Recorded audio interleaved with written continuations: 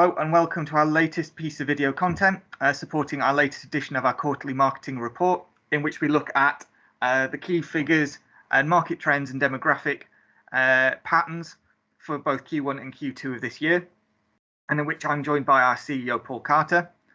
So thank you as ever, Paul, for joining us. There's a fair chance if you clicked on this video that you're already familiar with our quarterly marketing report.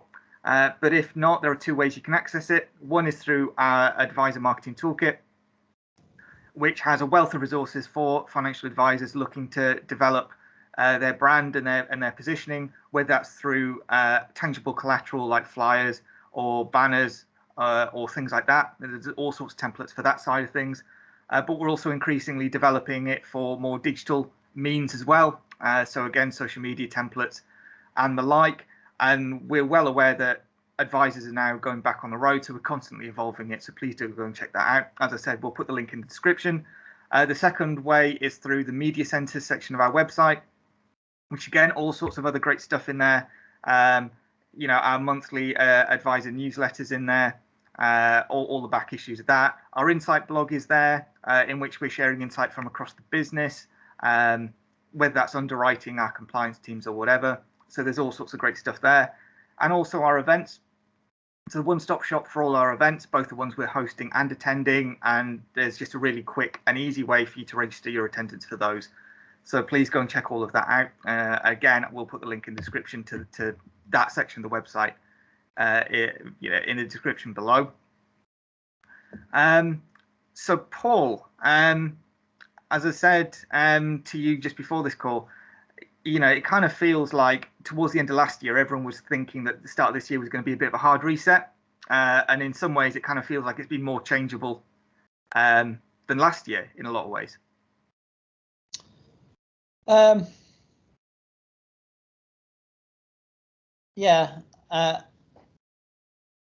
think in many respects, I think we've done well as a sector.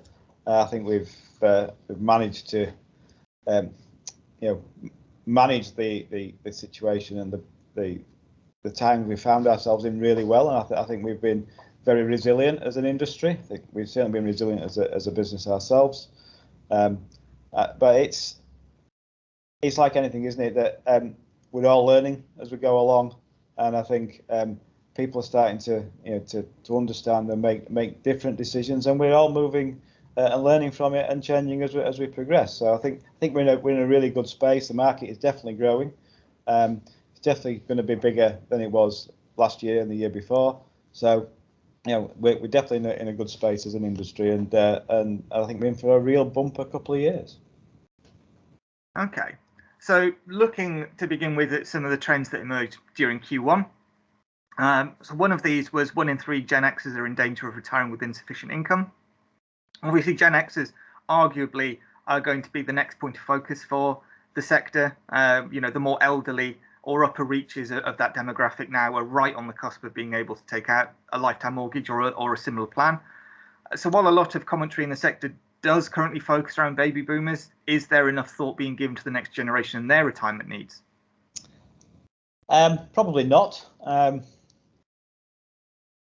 Having said that, I think the products that we have today and the flexibility that we've been able to put into those products are certainly making a difference to using our sector, if you like, to help in retirement. But it's a cohort that's big on property ownership, and I think that because of that, it will play into our sector quite well. But in terms of the messaging, I think it's improving, but I think there's still some way to go. Okay, so again, sticking with Q1 trends, in the first 3 months of this year, we saw 23% of over 75s having used gifting as the main use of funds, according to data from Hub. Have you been surprised at the extent that this trend has risen and by the wider scramble in the property market this year as well? No, I don't think I have, and I think that's partly down to my personal experiences, the age that I'm at, the age that my family and my children are at, and the fact that they are in some way, shape or form working in the housing industry and the building industry. So I'm less surprised, and we are seeing more and more of that baby boomer, if you want to call us that, seeking to help Gen Xers either achieve home ownership or improve their standing in the home ownership aspect, and particularly at a time when it's been encouraged by the government with all the stamp duty relaxation and so on. I think it was almost been designed, shall we say? So not certainly not a surprise at all. Okay. Looking towards sort of the care sector, according to data from the ERC, now we're seeing 67% of over 50s claim they intend to pursue home care solutions in the future.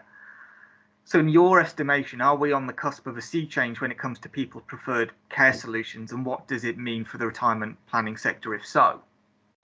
Yeah, I definitely think we're on the cusp of a real increase in that. I think care in the home will become more and more desired for many reasons. That's assuming, of course, there are the services to provide it, because we know post-Brexit there's a resource issue in that sector, but I'm sure that'll get sorted. It's obviously a cheaper option. We hear the horror stories of how much it costs to have care in a care home on a weekly basis, and funding that is clearly an issue. So someone staying in their own home with their own environment and all their memories around and that sort of thing, I think it's going to get more and more not just desired but required. I think the challenge then comes is how do we innovate to pay for that, and we as an industry, we need to innovate, and we've done a lot of work this year with our care partners and trying to get the message out and how the two industries can dovetail together. But we're still some way off in terms of having a product that naturally can fund care in the home. Having the home to pay for that care is it's a perfect storm in many respects. We just need to find the solution of how to fund products that deliver that service, and I'm sure we'll get there. Okay. So looking at customers' financial patterns, again, according to the ERC, there was £17.6 billion of mortgage repayments in the first 3 months of this year. Now, as I understand it, those figures represent national figures rather than purely our core demographic within the retirement planning sector. But as people have used lockdown savings to reduce their debt commitments, do you think this will have a major effect long term on retirement planning and future loan uses? Not really. I think it was a one-off in many respects. People had spare money because they weren't spending it on the normal things they would do because we were all in lockdown. And I think it's a sensible option to use it in that way. But I think as we return to normal spending patterns, this option will likely reduce, as will its usage, and we'll return to something more normal, and we will see the need for our products increase yet further. Okay, so looking to more recent trends, namely those for Q2, we've long discussed in the sector, haven't we, that there appears to be a gulf between men and women when it comes to retirement provisions. And the latest figures from L&G suggested that 25% of women have less than £5,000 in their pension pot compared to 15% of men. So with all that considered, and the fact that we're continuing to see marked differences in the retirement provisions of men and women, do you think this has the potential to impact future lifetime mortgage demographic trends, and what could be done to try and address this imbalance?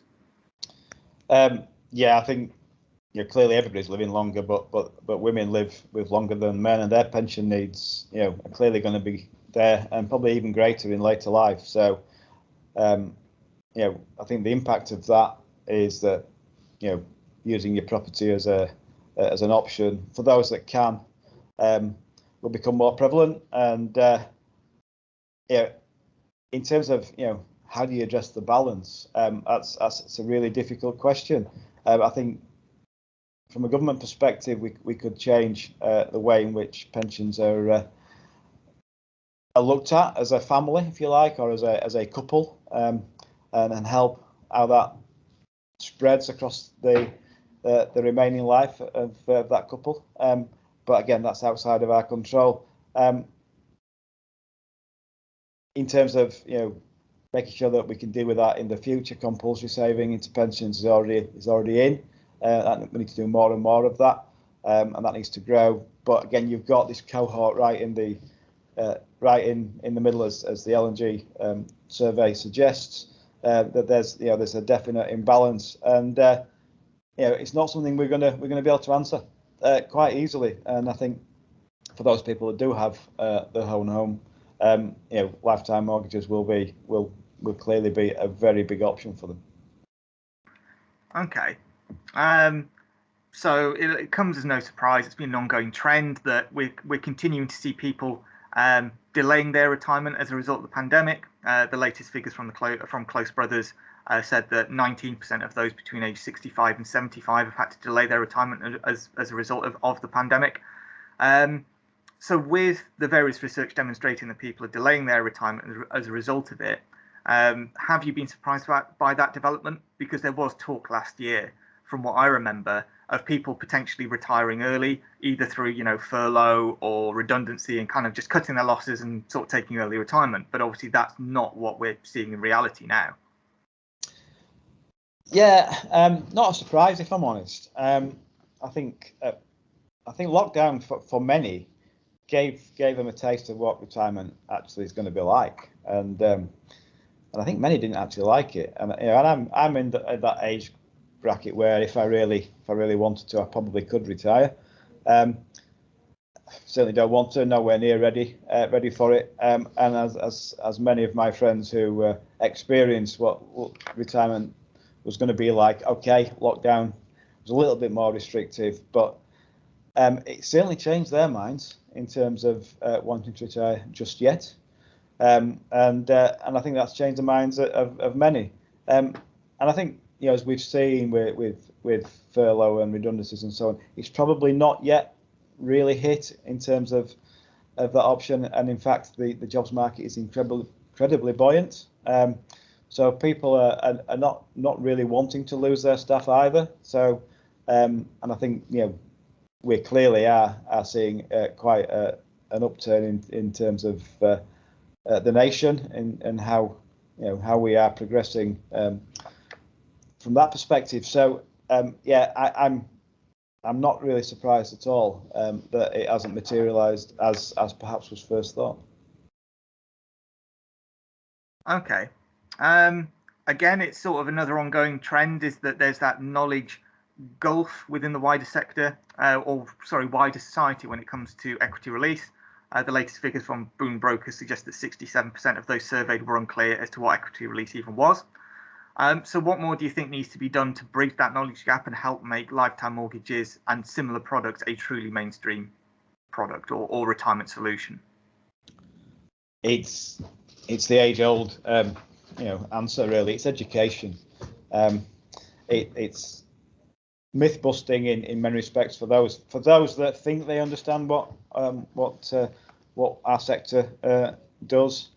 But for many, it's just about education, and it's about giving that information that changes the mindset. And I think with a small industry, with specialists, clearly, our messaging primarily is around driving business performance, and that's for all of those businesses that advertise on TV and so on. It is very much around what they as a business have to offer. We need more and more of that generic education nationwide. A major brand in this market came into the market 2-3 years ago. Are doing their bit, but it is a bit. It's not enough, and it needs more mainstream brands to come into this market and help us take this forward. I think the more that we get in on that basis and take it to the high street, the education will flow through. People will start to understand it better, and take it from there. I think there's definitely a a generation, my children's age groups, if you like, in the 30s, who are already thinking that property is part of their retirement planning. Yeah, it's getting there, but there's a big gap in the middle, and that's that big gap that we need to fill. Okay, and lastly, according to the latest figures, there are now 769 equity release plans on the market, which is more than doubling from 306 in 2019. So with so many plans now available, do you think innovation and differentiation has taken on greater importance in order to truly stand out in the marketplace?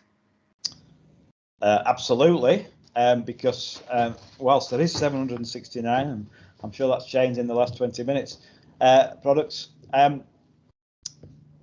there really is only a handful of products. They're just all a variant on the main theme, shall we say, and done that way on the basis of trying to differentiate yourself from the competition. In reality, there's only a handful of products, and that's the bit that we need to address. We innovate more than most, I think, in this market, but it's not enough. And I think innovation currently is around the niche areas. We need more innovation in the mainstream areas. I think that can only be done, by things such as looking at the care products, for example, and broadening the product sets into areas such as care, such as hybrids that bridge the gap between normal mortgages and lifetime mortgages, and so on. There's a way to go.